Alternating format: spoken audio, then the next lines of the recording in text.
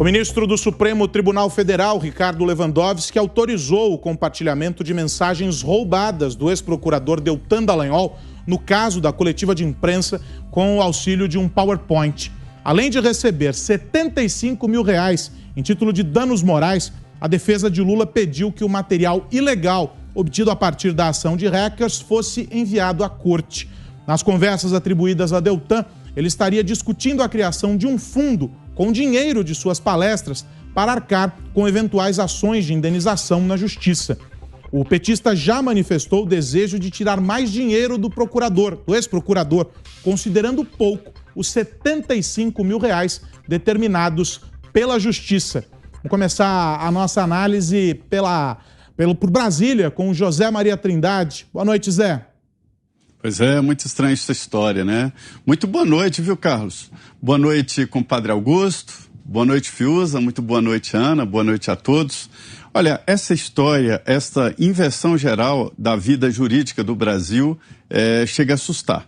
Isso é tradicional no mundo jurídico. Tem até uma frase que diz o seguinte: o fruto da árvore doente, da árvore podre, será sempre um fruto podre, ou seja, se a coleta de provas é ilegal, ela nunca será legalizada, ou seja, as provas são consideradas imprestáveis para o mundo jurídico. E aí vem um ministro do Supremo Tribunal Federal e assina a aceitação de um hackeamento, de um crime. Isto foi crime. Nem vamos entrar aqui no conteúdo dessa história que nunca deveria ter sido levado ao público, né? E agora vira prova de inquérito contra Deltan Dallagnol. Isto é um cavalo de pau na atividade jurídica. Eu nunca vi nada parecido. Trata-se de uma prova ilegal de um crime de invasão de privacidade e, portanto, nunca foi usado. Às vezes, eu me preocupo com essa situação porque, geralmente, e deve ser assim, os juízes e os desembargadores estaduais seguem essas decisões do Supremo Tribunal Federal. E essa é a ordem natural. O Supremo define uma jurisprudência, que atualmente essa jurisprudência está móvel demais, e a partir daí os juízes e desembargadores decidem lá na primeira instância exatamente com base nessa interpretação. Então, a partir de agora, uma prova roubada, um crime que é uma invasão de privacidade pode ser usado como prova de um inquérito. Isso aí está errado. Por outro lado também, essa condenação do Deltan Dallagnol no exercício da função do Ministério Público é muito estranho. A Constituição dá ao Ministério Público poderes especiais e exclusivos. Por exemplo, só o Ministério Público é que pode denunciar. Só o Ministério Público é que tem a prerrogativa de fazer um processo. E aí o que acontece? O procurador, com base nesta decisão do Supremo Tribunal Federal, vai ficar, no mínimo, constrangido ou temeroso de iniciar um processo, né? E a função dele é essa, de fazer a acusação, e o advogado que defenda. E o juiz decide com base na avaliação, não que o Ministério Público tenha razão, mas é o juiz que vai decidir com base na denúncia do Ministério Público. E esse processo vai deixar no mundo jurídico marcas permanentes, como esta de usar uma prova imprestável juridicamente até hoje e que agora pode usar no processo contra o Deltan Dallagnol. Olha, é o seguinte, a Lava Jato, para mim, foi um dos maiores eventos jurídicos do país, da história recente do mundo jurídico, né? E agora está jogando na lata de lixo um trabalho árduo, duro, né? E até, por que não dizer, perigoso, porque mexeu ali com pessoas poderosas da atividade empresarial e da vida política, e agora o Supremo Tribunal Federal está, além de enterrar o processo, criminalizando quem participou desse grande levante nacional contra a corrupção no Brasil.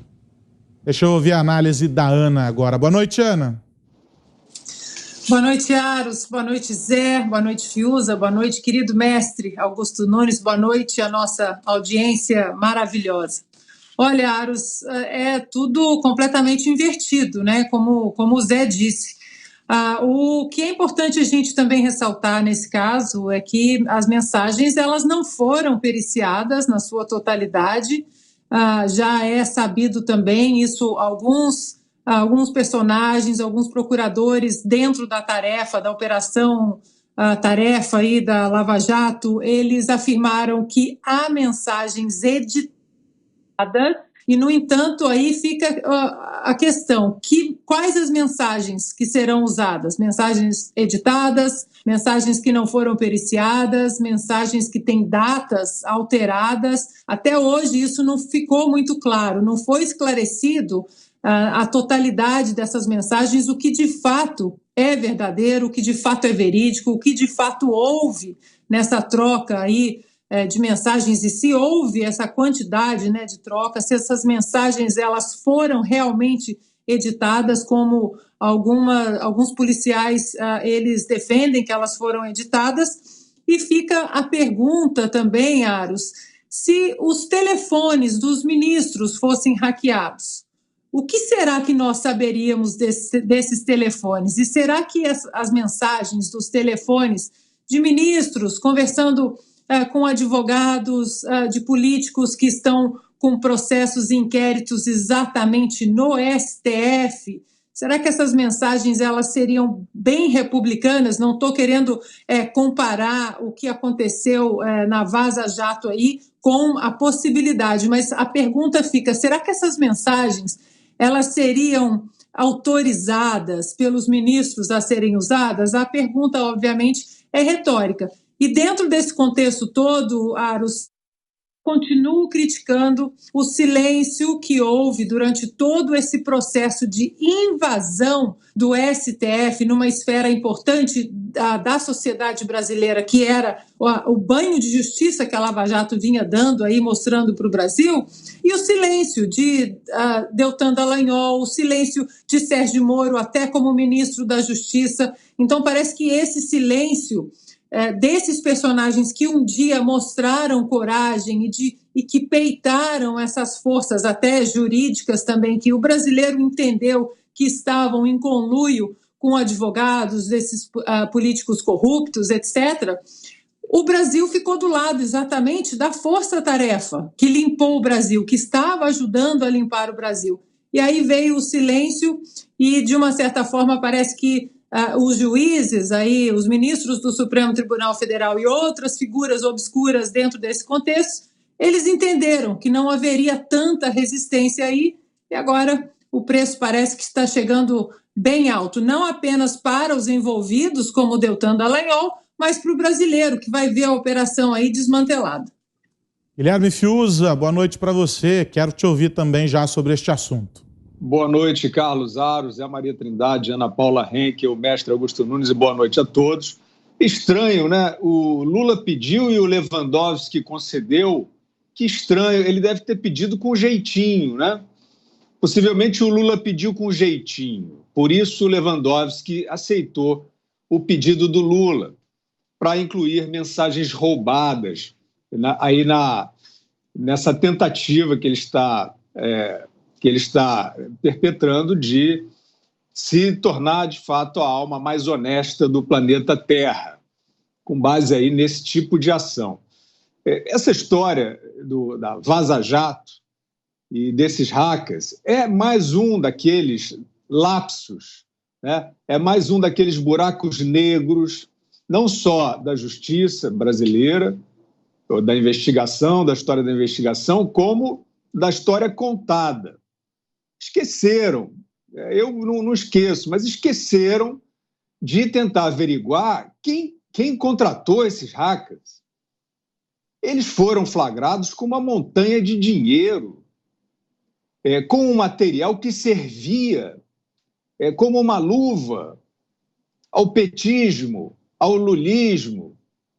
E aí apareceu aquela versão de que o hacker fez o seu trabalho independente e aí depois saiu procurando um cliente. E aí encontrou a Manu, procurou a Manu, a Manuela Dávila, que aí foi lá e também, tudo muito casualmente, levou esse material ao site lá do do Glênio, o site do Glênio, todos eles, né? E aí depois isso foi divulgado pela Folha e depois todos eles se encontraram na cela para entrevistar o Lula. É uma ópera bonita, né, da vida política brasileira, e essa investigação de quem contratou, quem deu esse dinheiro. Ninguém deu, quer dizer, foi talvez um mecenas, alguém que estivesse com dinheiro sobrando e que deu esse subsídio para esse hacker que depois, com o serviço feito, foi lá e esbarrou sem querer nos petistas, a quem interessava levar essa história adiante. Então isso aí, né, estou, na verdade, aqui lembrando aos homens da lei, aos homens que trabalham com investigação, aos procuradores, né? Vocês têm saudade dessa pergunta? Quem contratou os hackers que fizeram essa invasão aí? Isso é o que a gente quer saber. Agora, é curioso que mensagens roubadas é tudo bem, porque o Lula, né, que foi condenado por crime de corrupção passiva, ou seja, por roubo de dinheiro público, e foi reabilitado numa manobra desse mesmo Supremo Tribunal Federal, que aparentemente não se importou tanto com esse roubo, e no caso das mensagens roubadas também não está se importando. O roubo deixou de ter importância, é isso? Porque o roubo do Lula foi condenado, foi sentenciado, e essa sentença foi reconhecida pelo Superior Tribunal de Justiça. E o STF, de repente, deu um cavalo de pau nesse processo e disse que nada valeu. Então, é nesse terreno que nós estamos caminhando. Eu só queria assinalar, Aros, que é curioso que esse mesmo STF esteja tão preocupado com a limpidez dos ambientes de debate público.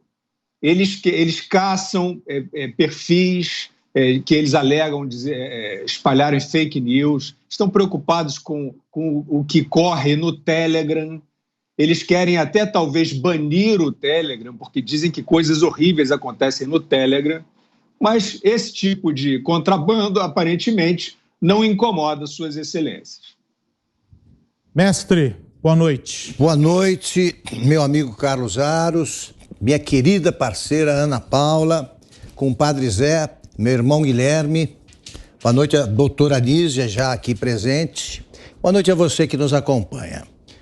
O Lewandowski, ministro Lewandowski, ele foi capaz de negar a existência do mensalão.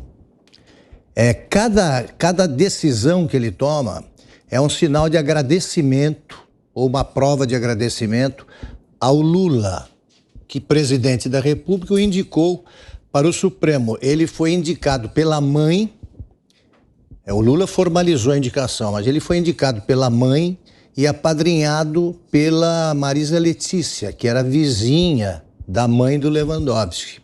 Então ele está agradecendo há muitos anos. E esse é mais uma prova de que ele continua grato a quem garantiu o seu emprego. Qualquer calouro de direito, qualquer estudante reprovado, né, na prova de ingresso, no exame de ingresso à faculdade de Direito, sabe que as provas colhidas ilegalmente não têm validade. Então ele inventa uma lei quando esse papel é da alçada do Legislativo. Legislativo é que legisla, como diz o próprio nome. Então o Lewandowski está, como quase todos os outros, né? O Nunes Marques agora mostrou que discorda, né, do Alexandre de Moraes, ou da maioria do Supremo, quanto ao caso do Daniel Silveira, e o voto dele, aliás, também não foi publicado em nenhum jornal nenhum noticiário da imprensa velha. Pois bem, ele está, como todos os outros, repito, quase todos, agindo fora da lei. Esse é o Supremo que temos.